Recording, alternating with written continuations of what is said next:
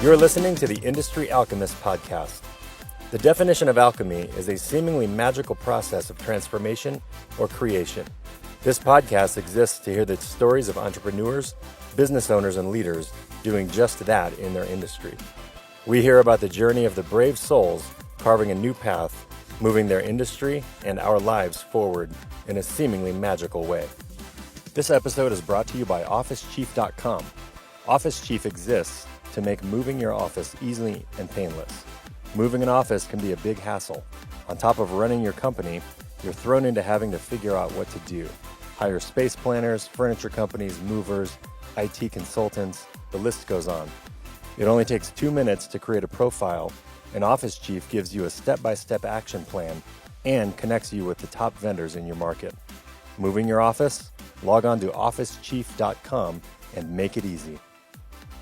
I'm your host, Matt Brower, co-founder and managing broker of Column Commercial Partners, helping companies save money on their real estate. I'm also founder and CEO of OfficeChief.com, an online resource for businesses moving their office or updating their space. Hey guys, welcome to the Industry Alchemist podcast. I'm your host, Matt Brower. Today's guest is a well-known star in the restaurant and hospitality industry, having helped build and operate many of the restaurants we know and love. He currently runs a hospitality consulting company called Bird's Eye Hospitality. He also has a podcast called Heroic Hospitality. Be sure to check it out. And we are actually standing on site in his latest project called The Beacon, which we're going to hear more about. It's a very fascinating and timely, I think, project. Prior to that, he was instrumental in launching Lower 48, which was voted Denver's best new restaurant. He was also director of operations at Frasca Food and Wine, which I know is a lot of people's favorite restaurant. He grew that team from 35 employees up to 120. He also achieved a Michelin star rating at the dining room at the Ritz-Carlton San Francisco. I very much appreciate you being here, Mario Nocifera. Oh, thanks for having me. Yeah. So as I said, we're sitting in what will become your new project called The Beacon. Indeed. Can you give a high-level description of what this is going to be? It's a very unique concept, and I'm excited to hear more about it. You know, on a high level, this is going to be an immersive art dance bar, live music venue, and local watering hole. Great. And I know that you are partnered with some of the, I don't know what you would call it, community organizations that exist for, in the art communities and the festival communities. Can you talk more about that? Sure. I think that's more of a lifestyle, but my business partner is Robert Champion. Okay. Robert and I connected about a little over a year ago, and he had come to me with this idea that he had, which I thought was an amazing idea. And the more we continued to speak about the idea and engage as friends, the more we just knew innately that we'd be great business partners. And so we decided to do this together. That's cool. Yeah. And we walked through, you kind of talked through the floor plan with me, but Mm-hmm. there's indoor, the portions of it are indoor. You're going to have some outdoor space. The reason I think it's timely is because in this new isolated world we're all kind of being forced to live in, Yes. everyone is wanting to seek out reasons to come together and Mm-hmm. be together and have experiences. I think that is never going to go away. And that's basically what you're building, a bunch of individual little areas where you can Yeah, so on a high level, the immersive art will transcend throughout the entire space and into the backyard. And, as you mentioned, our backyard space is right around 2,500 square feet, so a sizable backyard. Yeah. And, again, favorable for the times, but in general, Colorado has always had a close relationship with its patios. Right, absolutely. Mm-hmm. Yeah. They're all covered in tents right now, which is Yeah. weird, but Super weird. Yeah. Like, I don't know who feels more safe in those things. exactly. Well, you can eat outside as long as you build an inside in your outside. Yeah. I saw a meme. Yeah, about that once. I exactly. thought it was pretty hilarious. So, can you go into in a little more detail, as much as you can, about what is going to be in the Sure. Beacon? What is it? You mentioned experience of the guest is Mm-hmm. super important. What experience is the guest going to get when they come here? Can you talk a little bit more about that? Yeah, absolutely. So there's a handful of ways to enjoy the space. We will have a bar that anchors our business, open 7 days a week for all to enjoy. First and foremost, we are a bar with a dance component. In addition to that, private parties is going to be a big part of our business model. Ticketed events, anything from artist markets, food trucks. There's going to be a permanent food truck out back. Okay. Our bars, we're going to have 2 bars. So when you walk in the front door off of Larimer, there'll be a roll-up garage door that you can see into. And as you see into, you'll be able to see some of the art. There's a handful of ideas on the table when you first walk in, what to expect. But then as you make a right, you walk into the bar. And then as you walk past the 14-person bar, as you walk past the bar, you'll enter the dance hall, which is also a convertible space, like I said earlier, like for artist markets during the day, yoga experiences during the day, sound healings, all these like different ideas we have for daytime activations. Right. And the dance part of it, are you going to have live music or live music, DJ music? Or? For sure. Okay. So everything from DJs to jam bands to world-class artists. Cool. Cool. All right. Yeah. One of our concepts is going to be the bodega, which will have a bar that will service our patio. Oh, so nice. we're toying around with a handful of ideas, but our first immersive art experiences is this bodega that we both came up with when we were walking the space and thought it was such a clever idea. But if you could imagine like the most overpacked bodega in New York or Istanbul, right? And you can get anything from piñatas to condoms in it. Yeah. And literally you can buy stuff at this little convenience store. Yeah. And you can get pick up a drink on the way to the back patio. On the way to the back patio, exactly. Yeah. Can I buy a piñata in the bodega, go hang it somewhere in the back patio, and yes, you can. It's probably going to happen my birthday party after you have a couple drinks or something. Yeah. Sure. Yeah. Oh, that's cool. That's a cool concept. Yeah. So a lot of our business model is we are an event company. Yeah. And some of our highly themed, highly curated rooms will be, or I should say all of them will be able to book for a private event. So 6 to 16 of your friends can enjoy one of our highly themed rooms. Everyone knows a party is always better if there's a theme or like costumes or something, right? Oh, is that just me that thinks that? No. Just if you go on our Instagram, it's clear who we are. Yeah. It runs our thread for sure. Yeah. That's cool. So it's super fun. That's the whole spirit of this place is let's just have fun. Imagination, creativity, conversation, really engaging with whomever you come with and new friends. Yeah. This is and I know you mentioned when we were walking around, there's 2 rooms that they're gonna be artist rooms. Yes. Is that for me to go pick up a drink at the bar and go sit in this area that's just almost like a immersive art experience? Yes. Or is that also somewhere where somebody can sell their art if they if they want to create something in there just to either get better known or actually sell their art if they're into that? Of course, yeah. Everything's on the table right now. Okay. But as we vision it right now, this is an immersive art experience. Yeah. And so we are looking for sponsors to sponsor an artist, and the artist can then come in and create their dream environment. Yeah. Whatever that may be. We'll let them dream it up. We just offer the platform for them. Oh, wow. Yeah. That sounds awesome. Yeah, but again, I think what's really cool about this process and like how I have looked at not only my past businesses, but really understanding that we're going to employ over 30 artists before we're even opened. Right. As we continue to open at any one given time, we will be featuring 40 to 50 artists. Mm-hmm. And, before we're even open, we're going to have 25 different tradesmen and before we open, we're going to employ probably 30 to 40 different artists before we even open the doors. Wow. Which is really cool to think To create about. this environment. Yeah.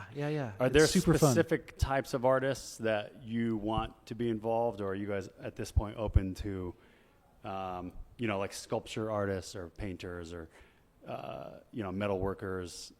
Well, Robert and I get a lot of our inspiration from Burning Man. Okay. So even our general contractor, believe it or not, has been to the Burn a handful of times. Oh, and man, I love so, we have a specific direction we lean, but everything's on the table. Cool. Anyone's welcome to hang out with us, shoot the shit, be creative, Yep. and come up with ideas and present something. Yeah. Yeah. When is the opening date targeted for? Feel pretty good about saying spring of 21.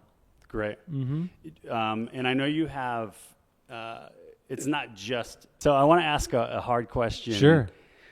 In light of COVID and us, threats of things closing down even more, which a lot of cities are doing right now. How do you feel? I mean, are you guys nervous about opening? You have a target opening of spring 2021. How do you guys feel about that? We feel very confident about that. In particular, the outdoor area will be a huge value add to the experience here. And I truly feel like hopefully we're coming to the tail end of it. I mean, this is a real fingers crossed situation regarding timing. I mean, big picture, we're extremely confident in what we're going to build here, but the immediate future and building a business plan around the unknown in relation to a pandemic is challenging. So being ultra conservative and just hoping that either there's a vaccination or the ability to understand what it's like in the new world regarding, entertainment. So right. And that is timely, actually, because springtime is going to start being warmer. Yes. People are going to want to yes. be outside. So that's great. I look forward to it opening. It's going to be great. Yeah, we're excited. We're going to have a dance floor inside and a dance floor outside. And the great thing about this particular space is it's extremely convertible. So you can enjoy the space in many different ways. And so artist markets that we plan on doing, and really engaging the community with the space, outside of nightlife. So again, the art fair is a great example of that. Even outdoor yoga practice would be great. There will be a food truck full time, 100% of the time here. Oh, nice. What are the ways, if somebody wants to learn more about it because they want to come here eventually, or they're an artist and they want to contribute to the atmosphere, or they're a musician and they might want to look to play, what's the best way? What help are you guys looking for still, if any, and then how can people find you? Well, we are looking for help, and we will always continue to look for help in the form of artistic and creative individuals. The best way to reach us right now is our Instagram. It's Beacon Denver. Beacon Denver. Beacon Denver. At Beacon Denver. Okay. I'll have to follow that. So we're going to engage more with that. Right now, we just have the one post. So. Okay. Cool. And that's the best platform for just anyone, any facet. Currently, I think in the next 3 months, or in the next 2 months, the Beacon Denver Instagram or Facebook will be the best way to reach out to us. Robert and I will become very active, probably starting next week, towards the end of the year, beginning of next year, reaching out to individuals that have the creative outlet and that have the desire to continue to create. We want to do what we can to help support this amazing project. And for those listeners that are interested, go to on Instagram at Beacon Denver to get more information. And I'm sure there's probably a link to. There'll be a link to our DM you or whatever. Yes, of course. And we're also looking for investors. We still have a little bit of money to raise, and so investment is something that's on the top of mind for us right now as well. Okay, great. I want to dig a little further into your past. Sure. Because it's just quite impressive. Thanks. Thank you. When did you get started? When did you decide that hospitality restaurant industry is kind of what you're path is going to be. Sure. I started, really, before I was born, my grandparents owned and operated the first pizzeria in Phoenix, Arizona. So it's been in my blood for generations. Me personally, I was interested in hospitality at a very young age. I became friends with the owner of the pizzeria across from my house, and just because I would always go in there as a young person, and this guy really just took me under his wing, and I loved it. And that's cool. Learned a lot at a young age. I didn't realize how much I learned until recently, when I started to really kind of unearth a lot of those experiences. It's been fun. My first job ever was a pizza cook in Arizona, actually. Oh, really? I'm Cool. trying to remember the name of the place. Sbarro's, maybe? I can't remember. Sbarro's. Okay, cool. Yeah. Where in Phoenix? I think it was actually like in Chandler, Gilbert. I grew up in Chandler, Arizona. Okay. I Which went is to just south of Paradise Valley. Scottsdale. Oh, really? Okay. Yeah. Oh, crazy. Yeah, so 40th and Greenway. Two Arizona boys here. Yeah, 40th and Greenway was the pizzeria. It's no longer there, but I was washing dishes and making pizzas at, I think I was 15 or something. Super young. Yeah. Oh, Barro's Pizza. Barro's Pizza is the Oh, name. yeah. Have you heard of that one? Of course. They're like a chain. It's a chain, of course. Yeah. That was fun, though. That was a fun job. That's Anyway. awesome. That's great. Okay, so then you went to school for this. I moved to Aspen when I was 21, and Okay. that's really where I was really exposed to what hospitality and that word hospitality and how that influenced my life really, really took hold. Yeah. My early 20s in Aspen, surrounding myself with amazing people and identifying a handful of mentors at a young age was a really powerful experience as a young person in a really influential town. Yeah. I And love Bobby that town. Stuckey from that owns and operates Frosca Food and Wine Okay. and Tavernetta And Sunday Vinyl. Yeah. And Sunday Vinyl. We were housemates when I was 21, so we've been friends a long time, and Oh, wow. I am proud to say he was a big part of my Kind of training or upbringing. so to speak. Yeah. Yeah. Oh, that's cool. Or your journey, I'll say. Yeah. And did I see that on your LinkedIn or somewhere that you're a sommelier? Yes. Oh, great. Yeah, What did you go late 90s. Okay. Yeah, late 90s. Man, I can't imagine how difficult that is to attain. Not a master, no. This is there's a handful of levels now. I Yeah. think there's 4 levels now. Right. I took the test when there was 3 levels. Oh, okay. So are you a level One- 3 sommelier one. then? Oh, Level one. when there was 3 levels. When there was Got 3 it. levels. Okay. Yeah. Cool. That's great. And so then you moved to Aspen in the early 20s. Yeah. And then when did you make the transition from, learning from others and working for others to, okay, I'm going to go carve my own path now and open my own ventures and step into the entrepreneurial world? Sure. I think that, leaving, being in Aspen is a very privileged place to be. I worked really, really hard, but it's also a very easy life to settle into. And it was becoming that for me. And so I really wanted to challenge myself and understand a different way of looking at life. Again, I'm in my early 20s, right? So I didn't have a ton of outside experience. So then I moved to San Francisco.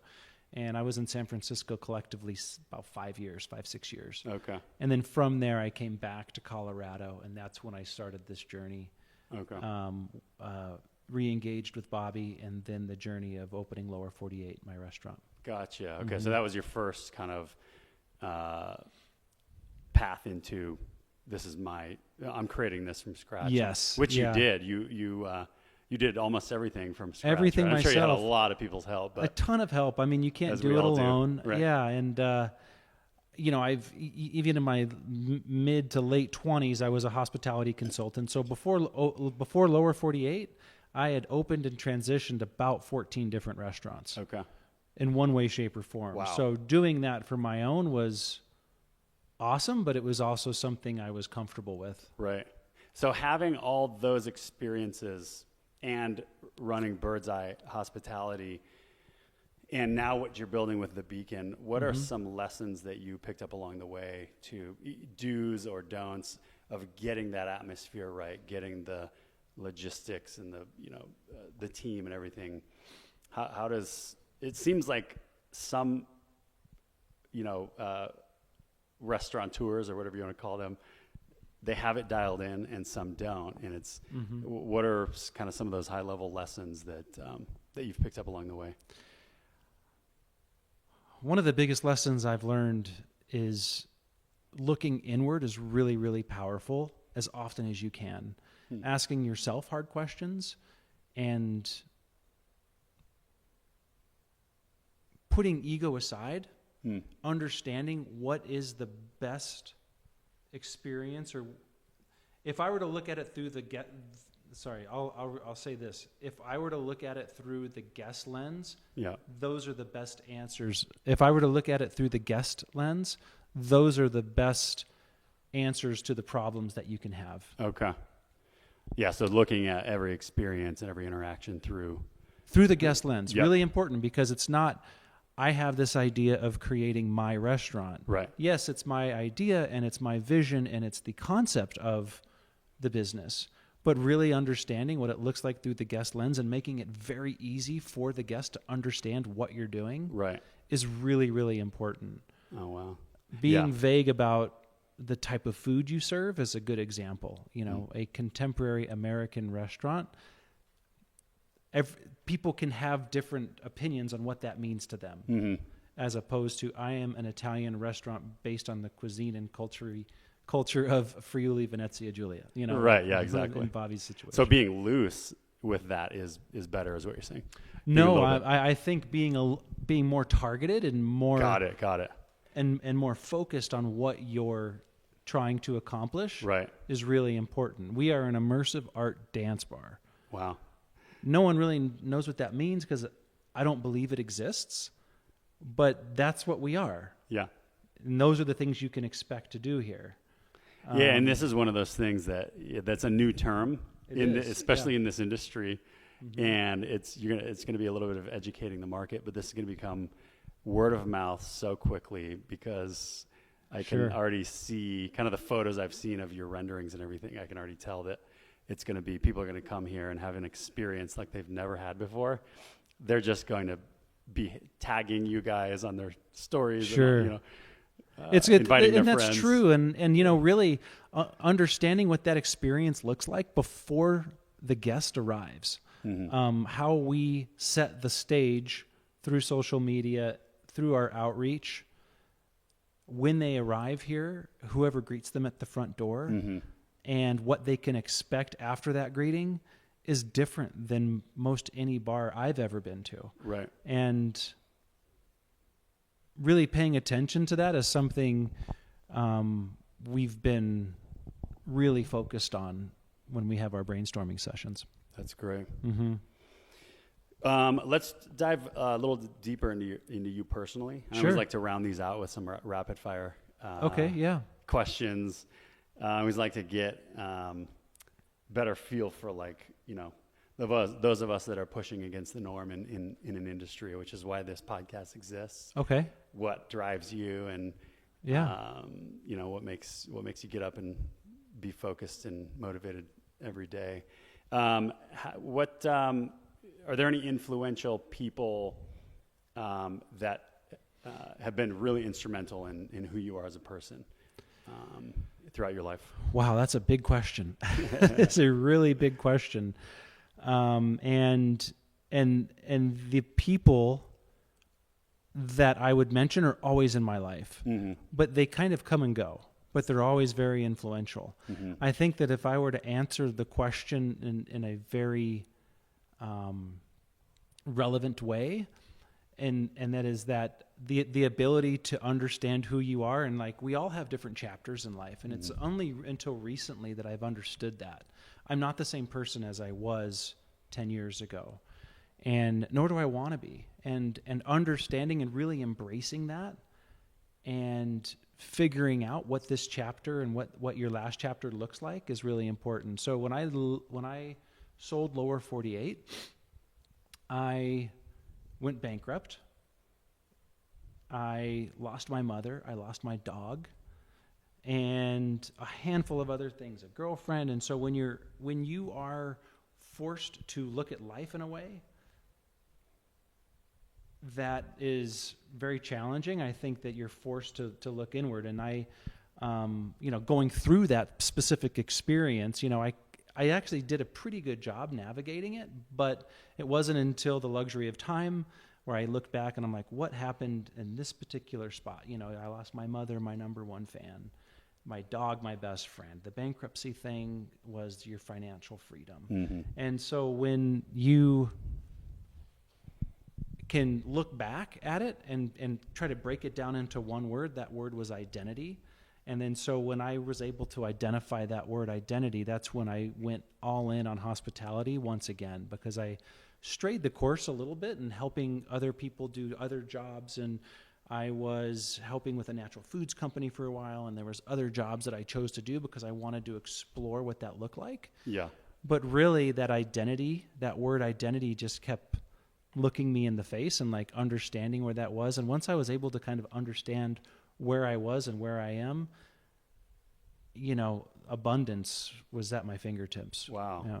So going through those negative experiences sounding like all of these happened like very close together within a 6-month period of time. This is really Wow. important. Yeah. This is just all, it looked me in the face all very quickly.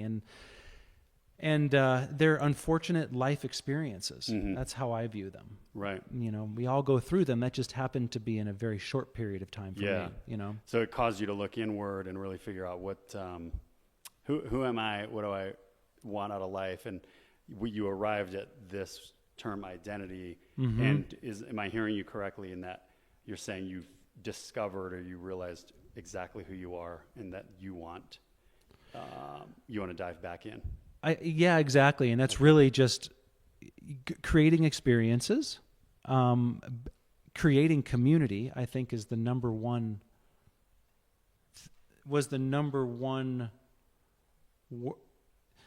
creating community is the most important thing through my lens. Mm-hmm. After I was able to explore kind of what this identity word and how my relationship with that word. So community was that word that was following that really, Yeah, and this is the beacon clearly is going to be the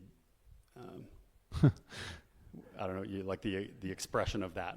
Yeah, it's going to be an extension of both Robert and myself, yeah. and Rhino. Okay. And the people that make Rhino, and the people that make Denver. I mean, this isn't about Robert and I. This is about a place mm-hmm. for people. Yeah, that's great.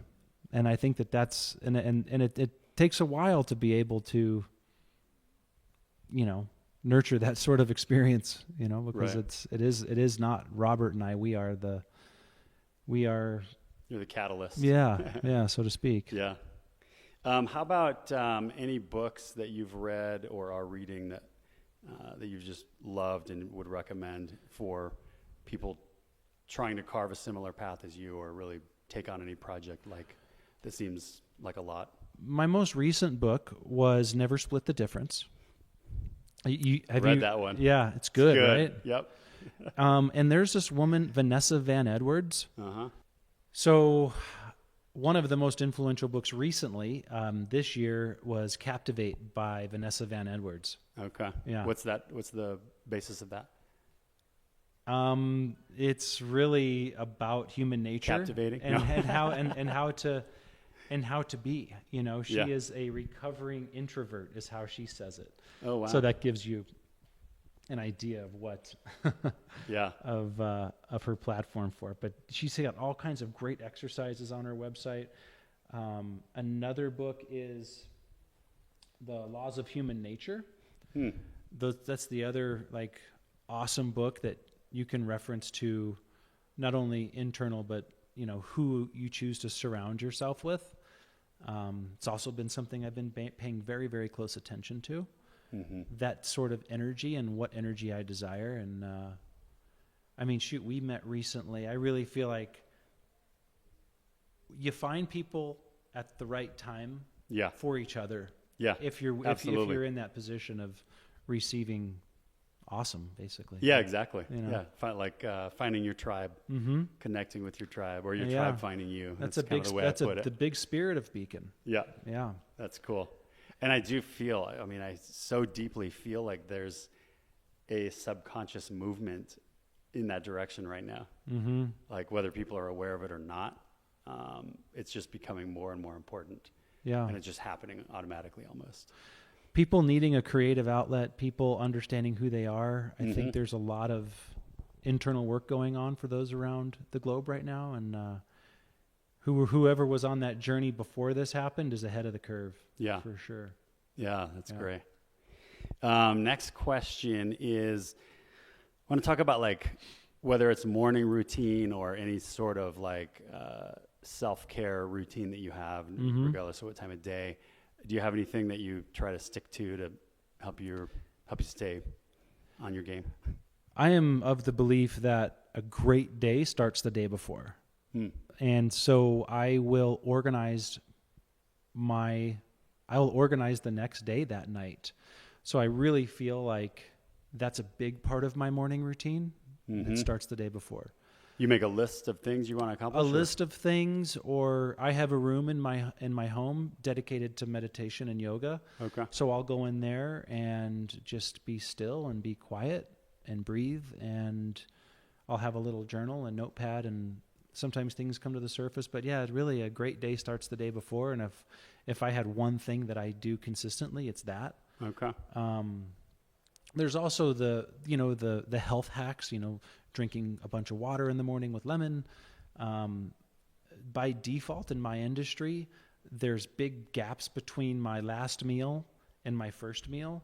So I've been fasting and I haven't even known it since my early 20s, right? Because you eat late, and then you eat late in the day, and then you eat late in the afternoon. So by default, I've been fasting basically more than half my life. Intermittent fasting. Yeah. So like, I really think that I'm sharper when I do that. Yeah. And I pay attention to that. Like right around 14 hours, 15 hours, I start to bonk. But wow, I could say I've been doing that for the last 6 years. Jeez. Yeah, like intentionally doing that for the last 6 years. Yeah. I do that about twice a week, maybe. But man, and I do have more energy in the morning when I don't eat breakfast. But yeah, I'm sharper. Like food. everything kind of just, everything just happens a little easier for me. Yeah. Yeah. That's great. Last question to round it out here. What would you say your superpower is? Empathy. That's a great question. Yeah, I think that the ability to put yourself in someone else's shoes, if it's not, I aspire for it to be, because now more than ever, we need to understand why people behave the way they're behaving. I mean, there's definitely, I don't know if there are two camps of people that wear masks and people that don't, or people that isolate and people that choose not to isolate, but whatever and however we're viewing and seeing life in front of us, being really careful on how our judgments come out. And being very careful not saying them out loud and internalizing it, digesting it, and asking yourself kind of why you feel a certain way. But putting yourself in the shoes of someone else, I think now more than ever is really, really important. That's a great one. Not one that many people have, probably. Well, and what it does, it also forces you to listen. Yeah. And it makes you listen, what's between your own ears, and it makes you listen through conversations like this too. Yeah. So listening's a journey I've been on for a long time as well, but I think listening is a result of paying attention. So right. Yeah. Well, that's great. I really enjoyed the conversation. Thank you. Mario, thank you for being here. Of course, I appreciate it. And again, for those of you that want to check out the Beacon, go to Instagram Beacon Denver. Yeah. At Beacon Denver. Get more information. And we're looking for artists and investors. So that's it. Well, appreciate it again. Thank you. Pleasure meeting you a month ago. Yeah. Thanksgiving. Shit.